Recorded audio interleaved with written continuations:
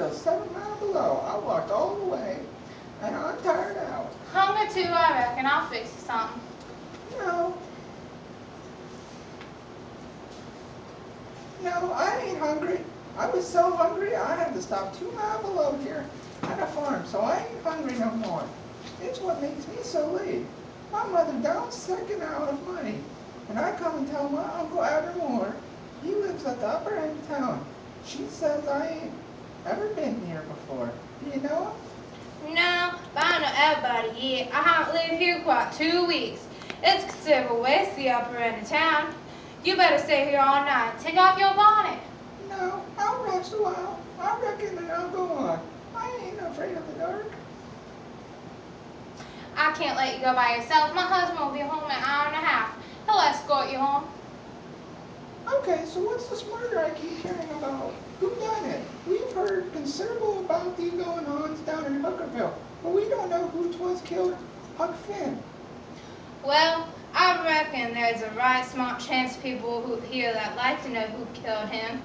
Some think old Finn done it himself. No? Is it so? Most everybody thought at first. He'll never know how high he came to getting lynched, but before night, they changed around and judged it was done by a runaway slave named Jim. Why, The slave ran off that very night. Huck was killed, so there's a reward out for him, $300. And there's a reward out for old Finn, too, $200. You see, he come into town the morning after the murder and told about it and was on the ferry boat hunt, and right away after he up and left. The slave haven't been seen since 10 the night of the murder, and they put it on him. Then the next day comes back with Finn and went boo-hooing to Judge Thatcher to get money to hunt for a slave. But instead, he got drunk and went off with some mighty looking strangers.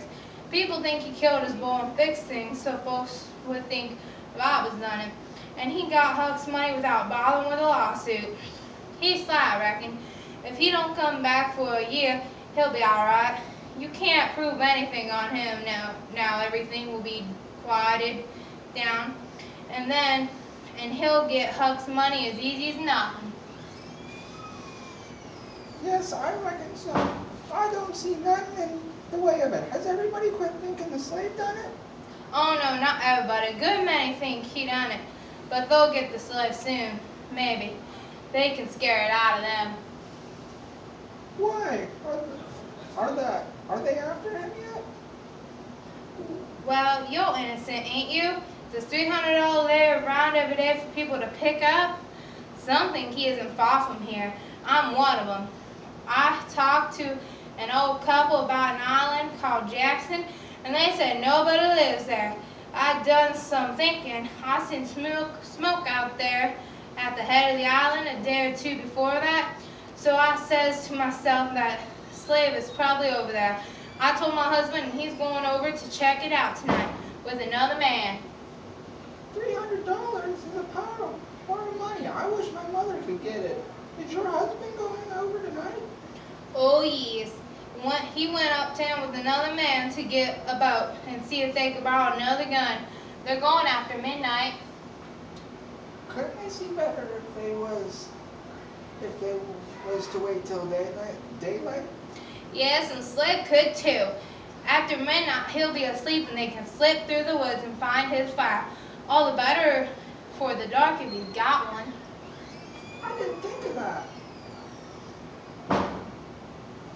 What did you say your name was again? Mary Williams?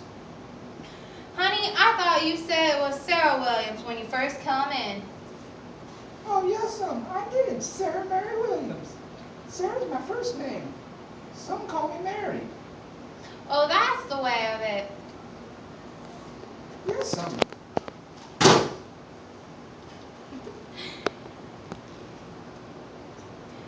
Keep your eye on the rat. You better have the lead in your lap handy.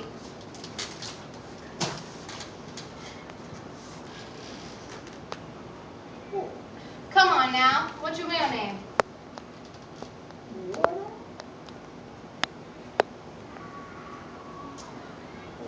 What's your real name? Is it Bill or Tom or Bob or what is it? Please don't poke fun at a poor girl like me. If I'm, if I'm all the way here,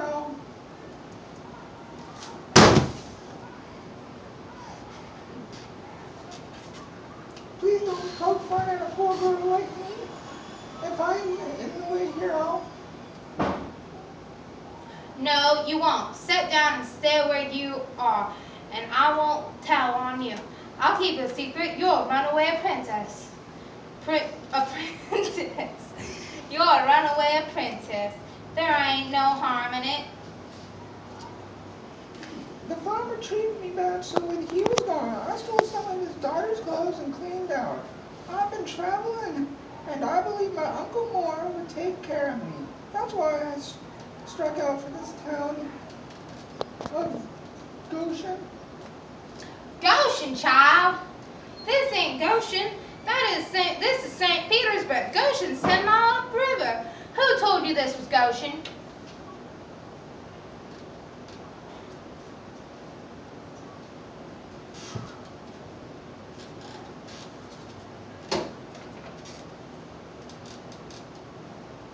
Behind them.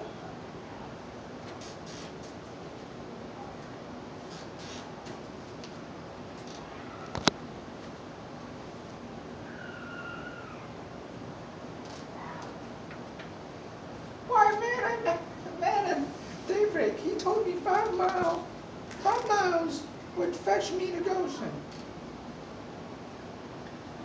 He was drunk, I reckon. He told you exactly wrong. Well, he did act like he was drunk, but no matter now. I got to be moving along. I'll fetch Goshen before daylight. Hold on a minute. I'll put you up a snack to eat you might want.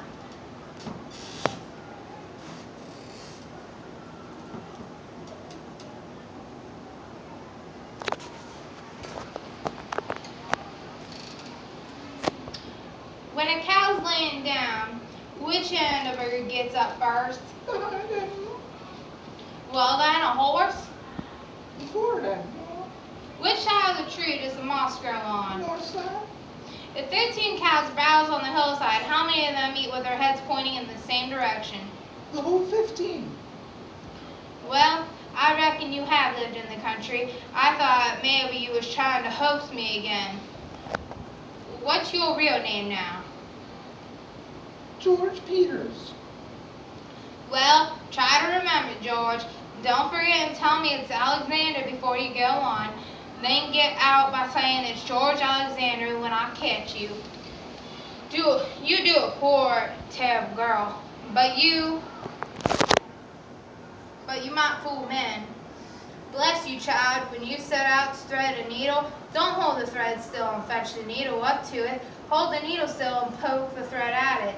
That's the way a woman most always does it. And when you throw at a rat or anything, hit yourself up tiptoe and fetch your hand up over your head as awkward as you can and miss your rat by 6 to 7 foot. You throw a stiff arm from the shoulder like there was a pivot there to turn on, like a girl. Not from the wrist and elbow with your arm out to one side like a boy. And mind what you when a girl tries to catch anything, in her lap she throws her knees apart, not clump them together the way you do when you catch that stump of lead. Why, I spy you for a boy when you was threading the needle, and I contrived the other things to make certain. Now trot along to your uncle, Sarah Mary Williams George Alexander Peters, and if you get in trouble, you send word for Miss Judith Loftus, which is May, and I'll do what I can to get you out of it. Keep the river road all the way. Bye, George. Goodbye.